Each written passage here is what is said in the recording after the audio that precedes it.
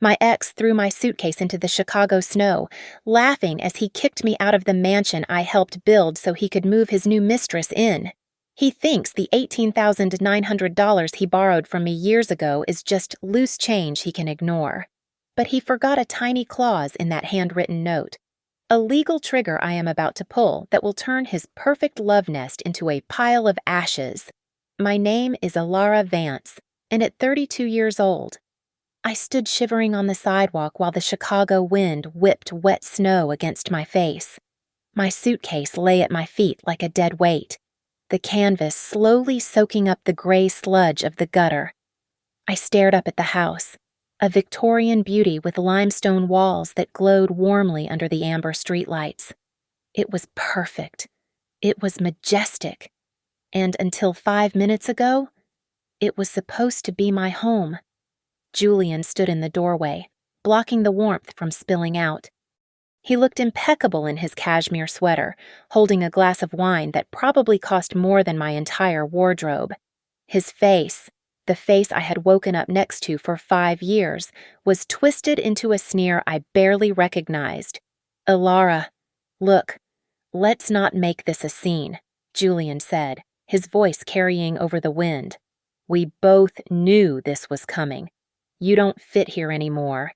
This house, it needs a mistress who understands the lifestyle I'm building. And frankly, you're just holding me back." Before I could answer, the door opened wider. Isabella stepped out, wrapping her arm possessively around Julian's waist. My breath hitched, but not from the cold. She was wearing the champagne silk robe I had bookmarked on my laptop for months. The one I never bought because every spare cent I earned went into the renovation budget. She looked like she belonged there, glowing and triumphant, while I stood in the slush like the hired help. "Babe." "Is she still here?" Isabella asked, her voice dripping with faux sweetness as she rested her chin on his shoulder. She looked me up and down, a cruel smirk playing on her lips. "Oh, honey, you look like a drowned rat. Maybe you should just go before the neighbors call security." Images flashed through my mind. I remembered the days my hands were raw and bleeding from scraping layers of lead paint off those very porch columns. I remembered eating instant noodles for dinner because I had drained my emergency savings to buy the imported mahogany flooring Julian insisted was essential for his image. I had poured my money, my sweat, and my soul into that house, believing his promises of a future together. Julian sighed, reaching into his pocket. He pulled out a crumpled wad of bills and tossed them toward me. The money fluttered in the wind, landing in the wet snow. "Here," he said, his tone dismissive. "Take this for a cab. Consider it a severance package. Don't come back, Alara." "Don't make me get a restraining order." The door slammed shut. The sound echoed like a gunshot in the empty street. I did not cry. I did not scream. I looked down at the money soaking in the filth, and I left it there. I bent down, gripping the icy handle of my suitcase, and turned away. My eyes caught the glint of the brass plaque near the gate. The Thorne residence. I had polished that plaque myself just yesterday. A wave of nausea rolled over me, but it wasn't heartbreak. It was pure, unadulterated disgust. I dragged my suitcase toward the train station, the plastic wheels rattling loudly on the cracked pavement. The cold was biting, sinking through my thin coat and into my bones, but my mind was beginning to thaw. I was an auditor. My life was built on ledgers, balances, and accountability. As I walked into the dark mouth of the subway station, my brain stopped replaying the humiliation and started replaying the numbers. An hour later, I was sitting on a lumpy mattress in the corner of a studio apartment owned by an old friend who was currently out of town.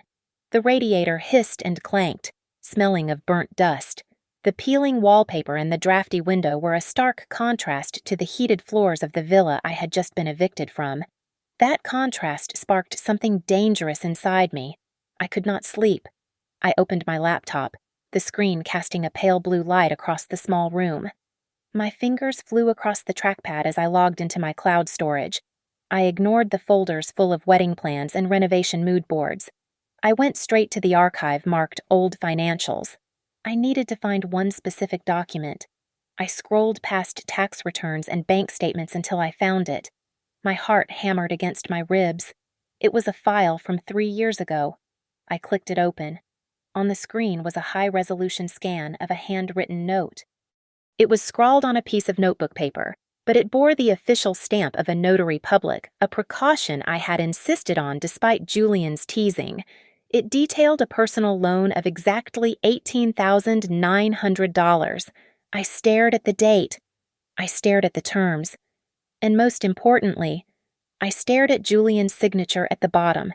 He had signed it with a flourish, laughing at the time, telling me that what was his was mine. He had forgotten this existed.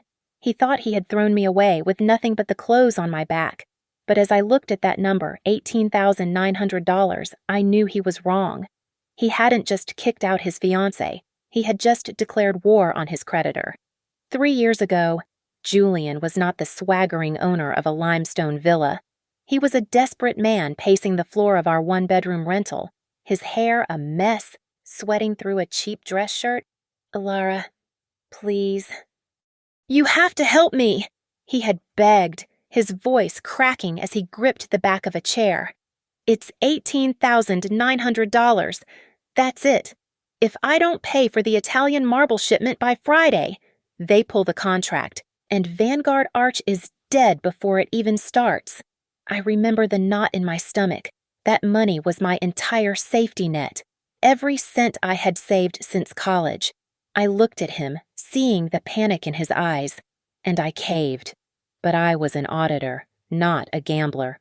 I did not just hand over cash, I drafted terms. "I'll write the check," I had said, sitting at our wobbly kitchen table and pulling out a pen. "But we are doing this properly." A notarized promissory note. Julian had laughed, a nervous, relieved sound that grated on my ears in hindsight. "You and your paperwork. Fine. Whatever makes you happy." He did not even read it. He just signed his name with that flamboyant loop at the end, too focused on the check I was writing. He missed the paragraph I had inserted at the bottom, a clause that stated the loan was secured by any and all intellectual property and assets, acquired or created by the borrower in the future, if the principal remained unpaid after 36 months. "Babe, it's just paper," he had said, kissing the top of my head as he grabbed the check, his eyes already distant. "What's mine is yours anyway. We're a team." Back in the dim light of the studio apartment, the memory dissolved. I looked at the date on the scanned document on my screen, December 28th, 2022. I checked the calendar on my laptop. Today was December 14th, 2025. 2 weeks. I whispered to the empty room. "You have exactly 2 weeks." He had not paid back a single penny. Not one. I spent the next few hours doing what I did best, auditing. I did not have access to his internal bank accounts anymore, but in the architectural world, people talk and suppliers complain. I made a few discreet calls to old contacts in the construction industry, framing it as a standard credit check for a potential client. The picture that emerged was pathetic. Julian was drowning. He had poured every liquid asset he had into the renovation of the Thorne residence to impress Isabella and her father. He was leveraging credit cards to pay for champagne tastes. His business, Vanguard Arch, was operating on thin margins, and he was relying entirely on the allowance Isabella's father was injecting into the company under the guise of consulting fees. He looked rich, but he was financially hollow. A slow, cold smile spread across my face. $18,900 was a trivial amount to a man pretending to be a millionaire. He could probably borrow it from Isabella in a heartbeat if asked, but that was not the point. The point was the cross-default provision I had written into the contract. If he defaulted on my loan, it would trigger a legal claim on his future assets. That meant the villa, that meant his company. And because he had likely used the villa as collateral for other bank loans without disclosing my prior lien, he had committed loan fraud, I could have sent him an email right then. I could have demanded the money, but that would have been too easy. He would just pay me off to make me go away. No, I murmured, closing the laptop lid with a satisfying click. I don't want the money. I want the house. I needed someone who understood the law and, more importantly, someone who despised Julian as much as I did. My mind went to Marcus. He was a brilliant property lawyer Julian had fired 2 years ago for refusing to cut corners on zoning permits. Julian had humiliated him publicly, calling him small-minded. I picked up my phone and found Marcus's number. It was late, but I had a feeling he would want to hear this. I typed out a text. Julian Thorne owes me money on a secured note, and he's about to default. The collateral is the house. Interested. The 3 dots of a reply appeared almost instantly. I met Marcus at a dimly lit cafe in the financial district, a place where people spoke in hushed tones and the clinking of porcelain cups was the only interruption. He looked different from the last time I saw him. The bags under his eyes were gone, replaced by a sharp, predatory glint. He took the folder I slid across the table, opening it with the precision of a surgeon. He studied the handwritten promissory note for a long time. Then, he looked up, a slow grin spreading across his face. Ilara, do you have any idea what you are holding here? Marcus asked, his voice low. This isn't just a loan agreement. It's a grenade. He pulled out his tablet and tapped the screen a few times, bringing up the public property records for the Thorne residence. I did a preliminary check before I came. He continued, turning the screen toward me.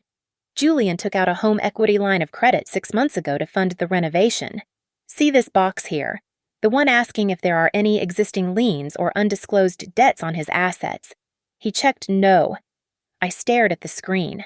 By failing to disclose the $18,900 he owed me a debt secured by his future assets, Julian had committed bank fraud.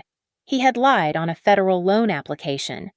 So, I'm not just a creditor anymore, I said, the realization settling in.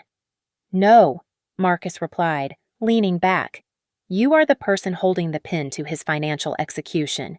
If we file this lien now, the bank gets notified. They will call in his loan immediately. He will be insolvent within 24 hours. I felt a cold thrill run through me. It was better than I had imagined. I spent the next 2 days in a state of hyper-focus. I monitored Isabella's social media accounts like a hawk. She was making it easy for me. Her Instagram stories were a constant stream of arrogance. She posted videos of the love nest, zooming in on the Italian marble floors I had paid for and the custom lighting fixtures I had selected. Can't wait for our engagement party next Saturday. Soulmate the Thorne residence. The caption made my stomach churn, but it also gave me a timeline. Suddenly, my phone buzzed. A text from Julian. Don't think about spreading lies to our friends. If I hear one rumor about me owing you money, I'll sue you for defamation. My lawyers are sharks. Move on, Ilara. He was scared. He knew he was vulnerable, but he was trying to bully me into silence. I typed my reply carefully, making sure my hands didn't shake with rage. You're right, Julian. I just want to forget everything. I won't say a word. Please, just leave me alone. I hit send. Let him think I was broken. Let him think he had won. He took the bait. I told Marcus later that afternoon. He thinks I'm too weak to fight. Good, Marcus said, looking up from a stack of documents. Because we have a bigger problem. I dug deeper into the county clerk's pending filings. Julian has submitted paperwork to transfer 50% of the property title to Isabella. It's listed as a gift in consideration of marriage. My blood ran cold. If Isabella's name went on the deed before I filed my claim, she could argue that she was a good faith owner, making it much harder to seize the house. When does it go through? I asked. The hearing is set for the 30th. Marcus said, that is 2 days after their engagement party. Then we have to hit him before the party. I said, my voice steady. I spent the night digging through old boxes I had salvaged from the move. I found them receipts. Dozens of them. Invoices for the HVAC system, the hardwood flooring, the vintage chandelier. I had paid for them directly from my personal account because Julian's credit cards were maxed out at the time. These weren't just gifts, they were proof of investment. I brought the stack of paper to Marcus's office the next morning. He whistled as he flipped through them. "This seals it," Marcus said. "We don't just have the note. We have proof of material contribution.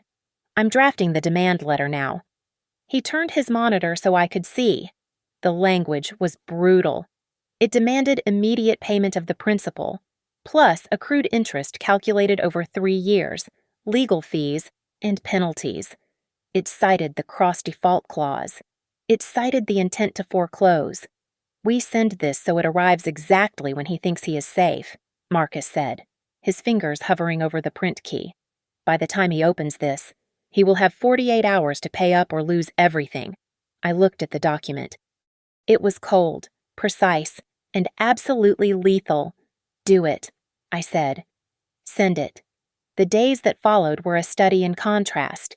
While I clocked in at a modest logistics firm in the suburbs, wearing generic slacks and a button-down shirt, Julian was living life in high definition. I saw the latest issue of Chicago Modern sitting on the break room table one morning. The cover featured a glossy, high-contrast photo of Julian and Isabella standing on the grand staircase of the Thorne residence. They looked like royalty. I picked up the magazine, my fingers tracing the edge of the page. The headline read, "The Renaissance of Vanguard Arch, How Love Built a Masterpiece." I flipped to the interview. My eyes scanned the text, and a cold knot tightened in my chest. We wanted a space that reflected our shared soul. Julian was quoted as saying, "The open-concept kitchen with the hidden pantry that was all Isabella. She has such an incredible eye for spatial flow. She really brought my structure to life." I almost laughed out loud. The hidden pantry had been my idea. I had sketched it on a napkin at a diner 3 years ago because Julian could not figure out how to hide the refrigerator. He was erasing me, brick by brick, claiming my intellectual property as his new fiancé's genius. My phone buzzed in my pocket. It was a text from Sarah, a mutual friend we had known since college. "Just saw the article. I can't believe he said that about the kitchen. We all know that was your design. Are you okay?" Then another message, this time from someone I used to consider a close friend, who was clearly trying to curry favor with the new power couple. "Hey, Alara, hope you're doing well. Look, I know it's hard, but maybe you should try to be happy for him. He's finally making it big. Don't be bitter." I did not reply to either of them. I simply locked my phone screen and took a sip of my lukewarm coffee. I offered no defense, no angry Facebook status, no tearful explanation. I knew something they did not. I knew that silence was not weakness. It was the gathering of a storm. December 28th arrived with a gray, overcast sky. This was it, the maturity date of the loan. I sat at my laptop in my small apartment, refreshing my bank account page every hour. I wanted to give him every possible chance. I wanted to be able to tell the judge that I waited until the very last second. 10 in the morning, no transfer. 2 in the afternoon, no transfer. 4:59 in the afternoon, nothing. Julian had forgotten. To him. The $18,900 was a ghost story, something from a past he had discarded. He probably thought the handwritten note was lost or legally unenforceable. I picked up the phone and dialed Marcus. "It is 5 o'clock," I said calmly. "The account is empty." "Understood," Marcus replied, his voice crisp and professional. "I am triggering the default protocols now. The notices are already printed. One is going via courier to Julian's office. The other, as we discussed, is going to the legal department of First National Bank." "Do it," I said. "Consider it done." Marcus said, "The courier will arrive tomorrow morning. Enjoy your evening. Ilara." I hung up and walked to the window. I made myself a cup of chamomile tea and stood there, watching the snow fall on the fire escape. I closed my eyes and visualized the journey of those letters. I imagined the courier bike weaving through traffic. I imagined the receptionist at Vanguard Arch signing the clipboard. I imagined the confusion, then the panic. My phone chimed again. It was an email forward from Sarah. I thought you should see this before you hear it from someone else. I clicked the attachment. It was a digital invitation, animated with swirling gold script. Together with their families, Julian Thorne and Isabella Sterling invite you to celebrate their engagement. Location, the Thorne residence. Date, Saturday, January 2nd. I stared at the screen. They were throwing a party in the house that was legally about to be encumbered by my lien. They were going to toast their future on a foundation that was crumbling beneath their feet. I took a slow sip of tea. The anger was gone, replaced by a cold, sharp clarity. I was not going to send a gift registry item. I was not going to send a card. "You want a celebration," I whispered to the smiling photo of the happy couple on my screen. "Fine. I will bring the entertainment." My engagement gift would be a court summons, served in front of everyone they tried so hard to impress. I sat in the leather armchair across from Marcus, my eyes fixed on the digital clock on his desk. It was 10 in the morning. A notification pinged on Marcus's laptop. He glanced at it and gave me a sharp nod. "Delivery confirmed," Marcus said, his voice steady. "He just signed for it." I waited. My heart pounded against my ribs, not from fear, but from anticipation. I pictured Julian in his sleek, glass-walled office at Vanguard Arch. He was probably standing over a drafting table, rolling out blueprints for his new team, boasting about the massive city library contract he was sure to win. He lived for those moments of adoration. 3 minutes later, my phone buzzed against the mahogany table. The screen lit up with a photo I hadn't changed in years. Julian smiling on a beach. "It's him," I said. Marcus leaned forward and tapped the record button on his dictaphone. I swiped to answer and put it on speaker. "Ilara, seriously." Julian's voice filled the quiet room. He sounded annoyed, but also amused. "You sent a legal courier to my office." For this, I heard the rustle of paper in the background.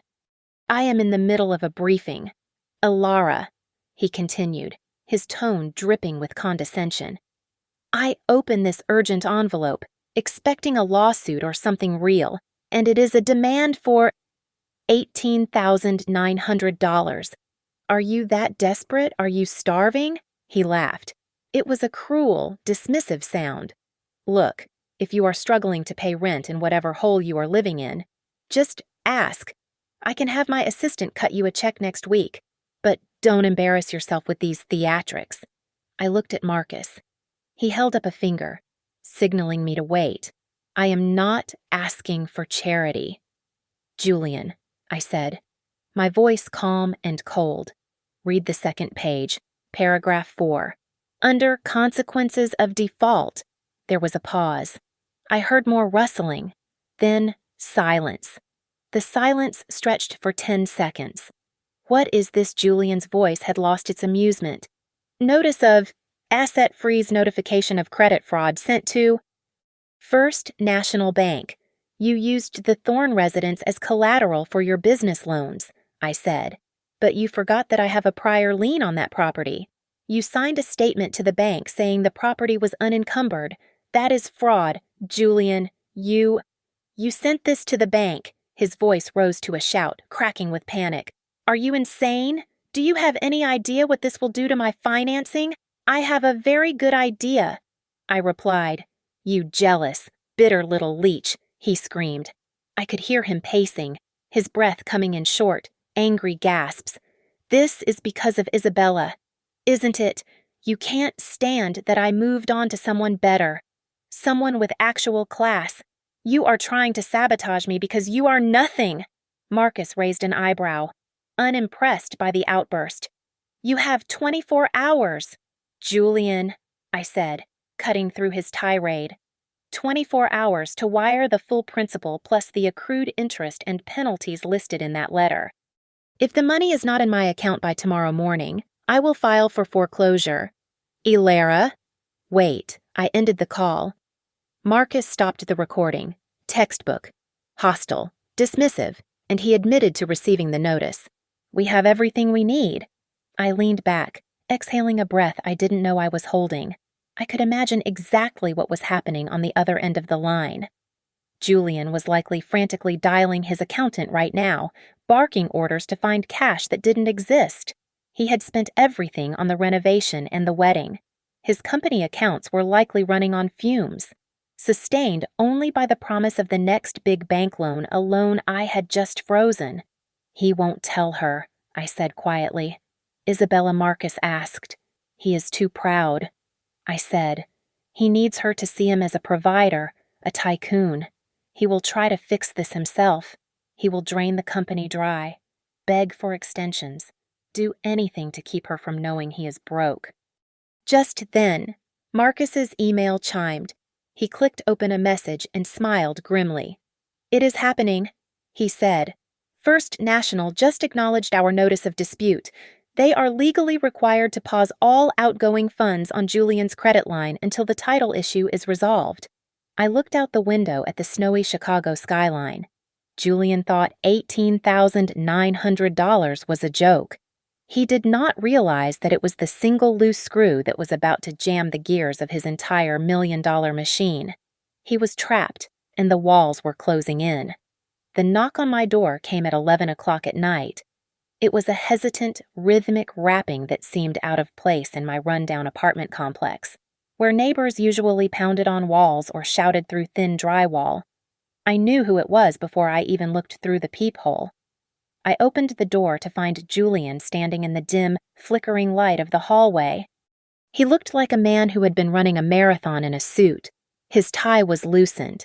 His hair was uncharacteristically messy, and there was a sheen of sweat on his forehead despite the freezing temperatures outside. The rumor mill in our industry moved faster than fiber optics. I knew he had spent the last 12 hours frantically calling every fraternity brother, golf buddy, and business associate he knew, trying to scrape together the cash. But word had gotten out that First National had frozen his accounts. To the Chicago elite, a frozen asset account was like a contagious disease. No one wanted to touch him. Ilara. Julian breathed out, his voice rough. He tried to smile, but it looked more like a grimace. Can I come in? It's freezing out here, and I don't want the neighbors to hear us. I stepped back, leaving the door open just wide enough for him to squeeze through. I did not offer him a coat rack. I did not offer him water. I simply leaned against the counter of my tiny kitchenette and crossed my arms. He looked around the studio, his nose wrinkling slightly at the smell of old carpet and boiled cabbage that permeated the building. Then he turned his gaze to me, putting on the puppy dog eyes that used to work on me 5 years ago. Look, I know you're angry. He started, stepping closer. And you have every right to be. I was a jerk the other night.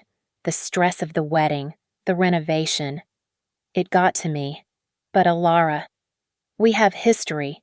You can't really mean to ruin me over $18,000, can you? It is $18,900, I corrected him calmly, plus 3 years of interest and legal fees. The total is now significantly higher. Julian let out a ragged sigh and ran a hand through his hair. I can get you the money. I just need time.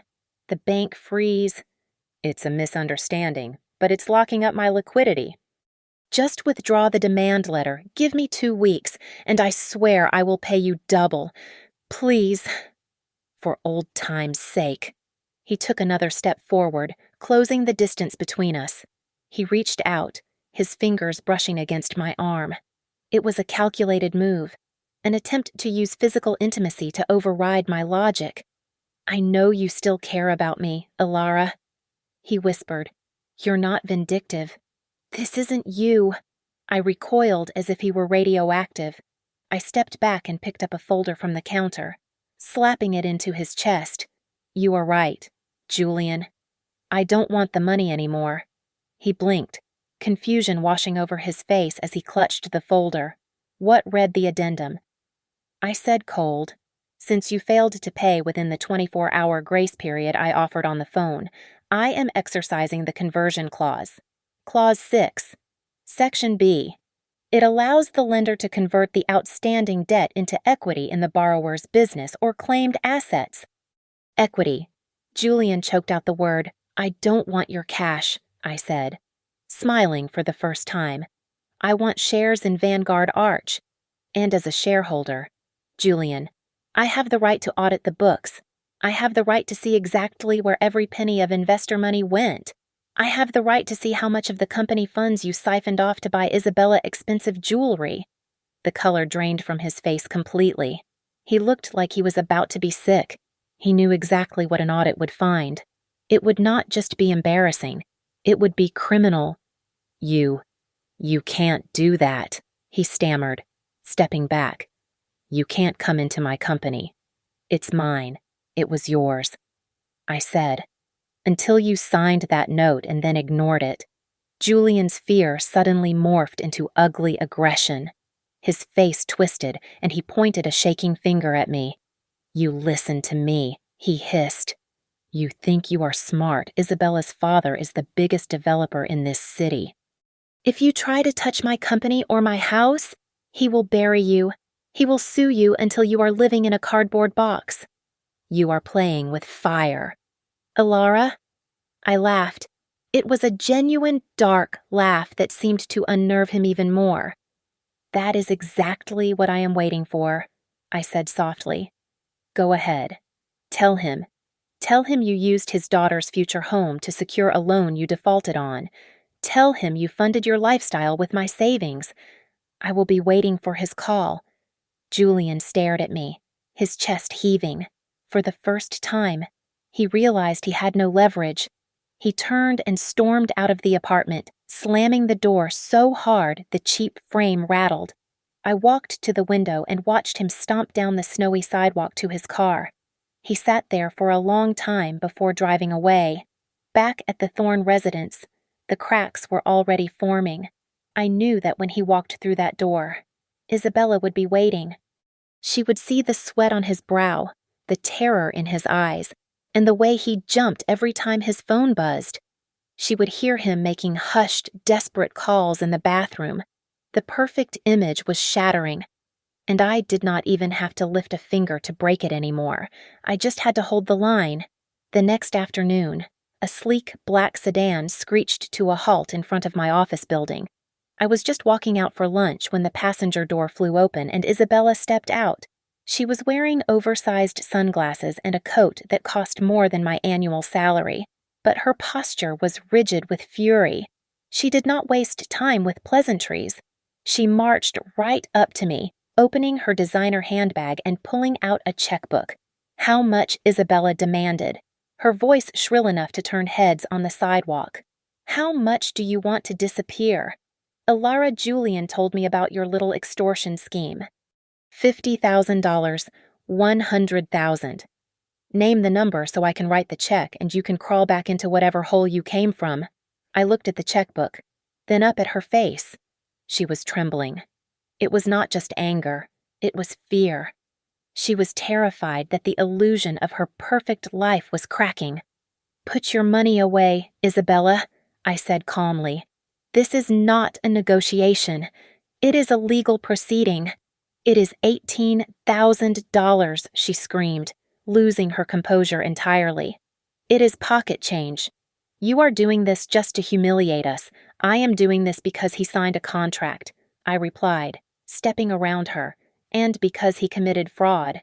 If you want to be angry at someone, ask your fiancé why he mortgaged the house your father bought for you to fund his failing business without telling anyone. Isabella froze. Her mouth opened, but no sound came out. I walked away, leaving her standing on the pavement, the realization sinking in like a lead weight. The explosion happened that evening. According to the grapevine, which in Chicago's high society traveled faster than light, Isabella had stormed home and confronted Julian.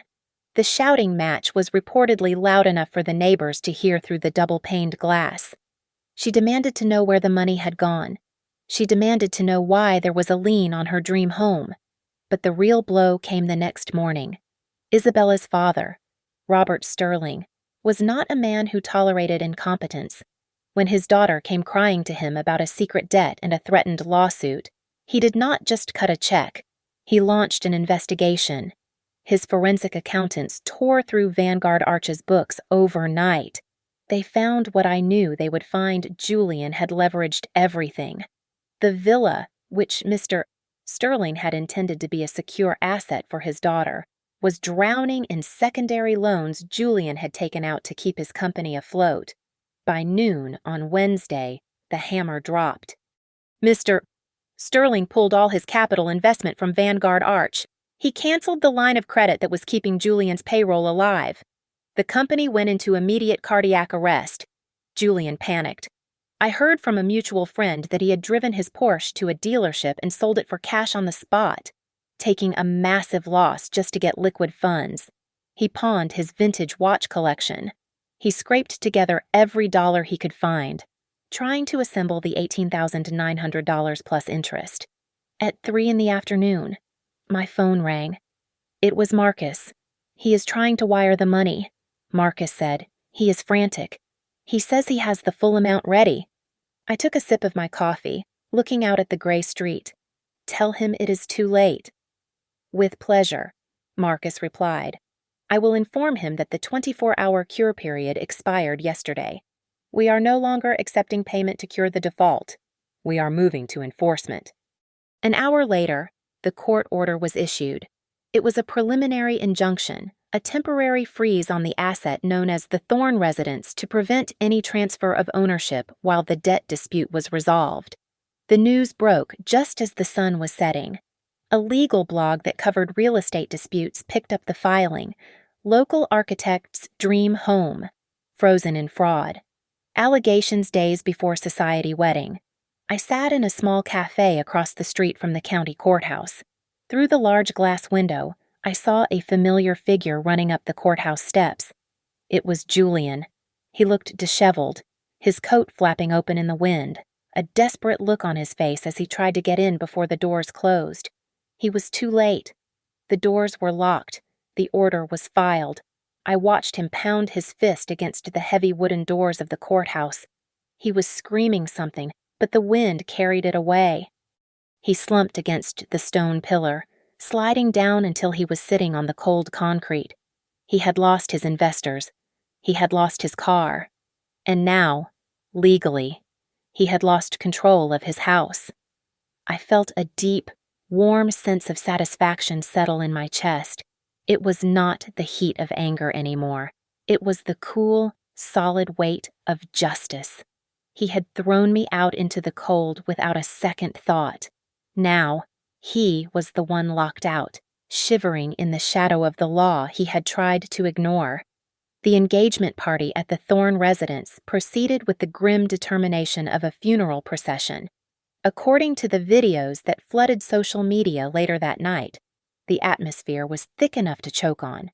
The guests, a collection of Chicago's social climbers and architectural elites, stood in small, tight circles, whispering behind their champagne flutes. They weren't discussing the floral arrangements or the lighting. They were discussing the lawsuit. Julian tried to play the part of the charming host. He moved through the room with a plastered-on smile, his eyes darting nervously toward the front door every few seconds. He was terrified that I would show up, but I didn't need to be there. I had sent something far more effective. At 8 o'clock, just as Julian was raising a glass to make a toast to his eternal love, the heavy oak doors swung open. It wasn't a guest. It was a team of 3 uniformed enforcement agents, accompanied by a court official holding a clipboard. The music cut out instantly. The silence that followed was deafening. Julian Thorne, the lead officer, announced, his voice booming through the foyer. We are executing an emergency writ of attachment. We have credible evidence of attempts to conceal or liquidate assets during pending litigation. We are here to secure the premises and catalog high-value items immediately. Julian dropped his glass. It shattered on the marble floor, the sound echoing like a gunshot. You can't do this here, Julian stammered, rushing forward, his face pale. This is a private event. Get out, I will call the police. We are the police. Mr. Thorne, the officer replied calmly, stepping around him. Step aside, or we will detain you for obstruction. The guests gasped as the agents began moving through the room, tagging paintings and sculptures with bright orange stickers. It was the ultimate humiliation. The facade of wealth Julian had carefully constructed was being dismantled in front of the very people he tried to impress. Isabella stood frozen near the grand staircase, her face turning a violent shade of crimson. She looked at the officers, then at the orange tags, and finally at Julian, who was trembling like a leaf. The shame was too much for her fragile ego to handle. "You liar!" she shrieked, her voice cracking. "You told me you handled it." "You told me it was a misunderstanding, Bella. Please, baby, listen to me," Julian pleaded, reaching for her. She slapped his hand away. With emotion filled with pure venom, she yanked the diamond ring off her finger, a ring I knew he had bought on credit, and hurled it at his face. It bounced off his cheek and skittered across the floor. "We are done," Isabella declared, her voice shaking with rage. "Do not contact me. Do not come near me. You are a fraud, Julian. A pathetic, broke fraud." She turned to her father, Robert Sterling, who had been watching the scene with cold, unforgiving eyes.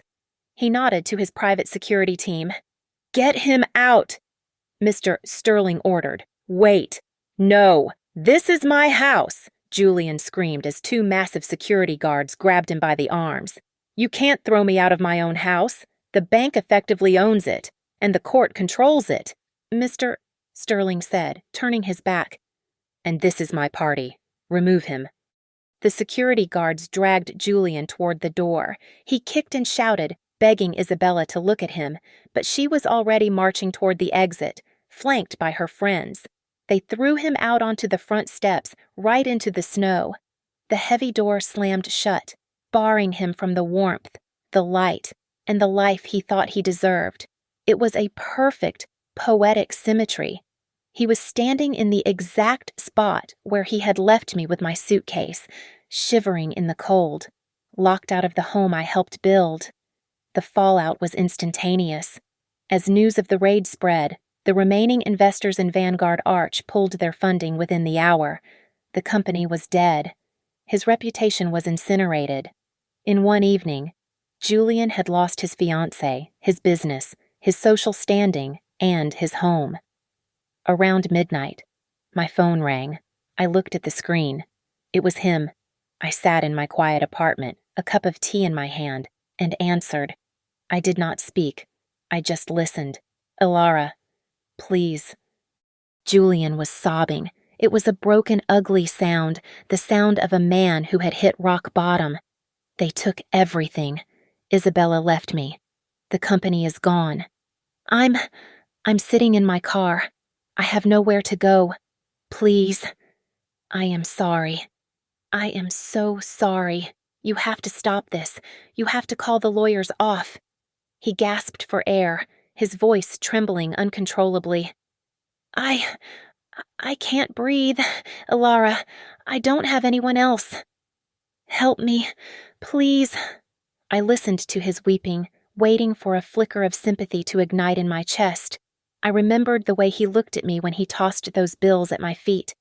I remembered the sneer in his voice when he called me a burden.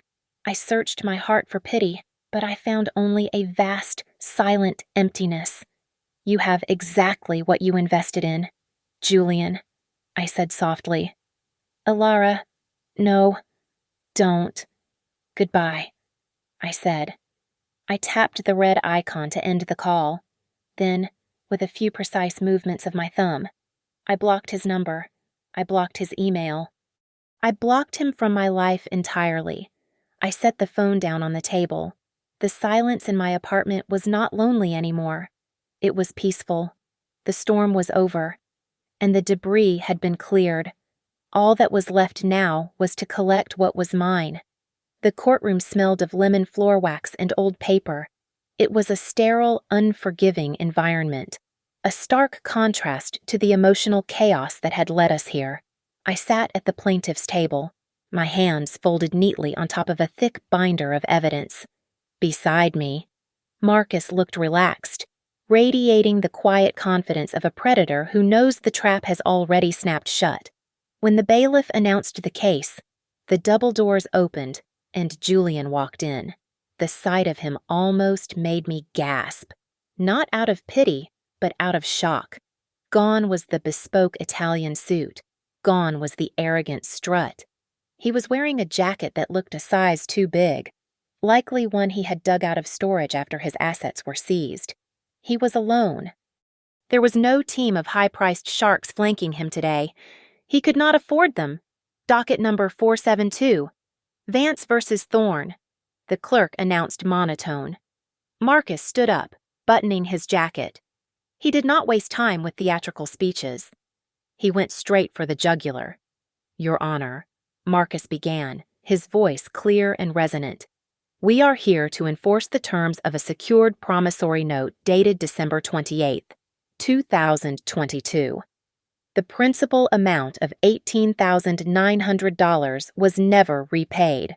Furthermore, under the cross-default provisions of the contract, the defendant's failure to disclose this debt to subsequent lenders constitutes a material breach, triggering immediate acceleration of the full balance, including penalties and legal fees. He slid a paper across the bench. The total outstanding amount is now $34,200. Julian stood up, his hands shaking as he gripped the edge of the defense table. Your Honor, I intended to pay. It was just a cash flow issue. My company, we had a bad quarter. A bad quarter is not a legal defense for fraud, Mr. Thorne, the judge said, peering over her glasses. She flipped through the documents Marcus had provided. She lingered on the handwritten note, the one Julian had laughed at 3 years ago. This signature is yours. Yes. But, Julian stammered, looking at me with wide, desperate eyes. But she is doing this out of spite. She is my ex-fiancée. She is trying to ruin me because I left her. This is a personal vendetta masked as a lawsuit. The judge turned her gaze to me. Ms.